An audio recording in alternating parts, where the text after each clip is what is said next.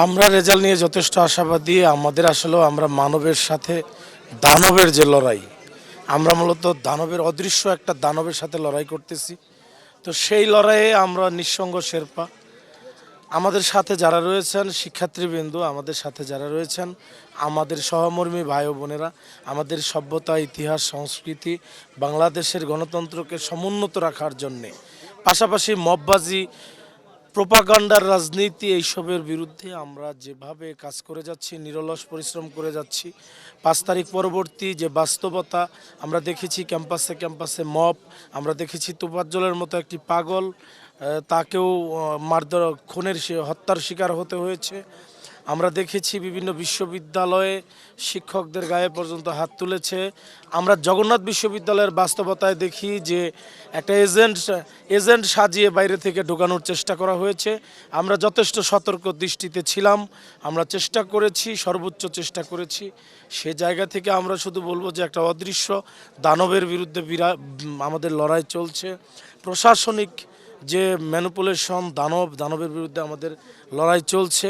5 তারিখ পরবর্তী বাংলাদেশের যে বাস্তবতা, সেখানে আমাদের বিপ্লবকে গণ অভ্যুত্থানকে গ্রাস করে নেওয়ার যে অপচেষ্টা, গণতন্ত্রকে গ্রাস করে নেওয়ার যে অপচেষ্টা, সেগুলো থেকে আমরা সেই বাস্তবতার ভিত্তিতে আমরা লড়াই করছি। এই লড়াইয়ে যারা আমাদের সাথে রয়েছেন, আমি সত্যিকার অর্থেই তাদের প্রতি কৃতজ্ঞ। কারণ হচ্ছে বাংলাদেশে আমরা তো লড়াইয়ে নেমেছি, এই বাস্তবতায় আমরা বুঝতে পারছি যে আমাদের ভাইয়েরা অন্য বিশ্ববিদ্যালয়ে কতটা প্রতিকূল পরিবেশ মোকাবেলা করেছে।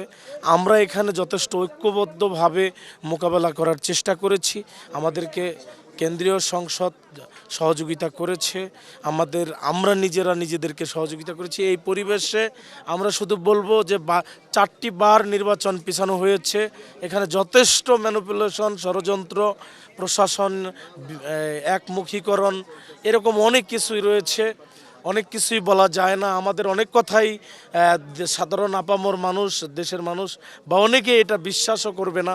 কিন্তু আমরা বলবো শুধু আমাদের এই লড়াইটা অদৃশ্য একটা দানবের বিরুদ্ধে লড়াই, আমাদের গণতন্ত্রের জন্য লড়াই, সভ্যতা, সংস্কৃতি, আমাদের দেশ রাষ্ট্র, আমাদের ইতিহাসের ধারাবাহিকতা রক্ষার লড়াই।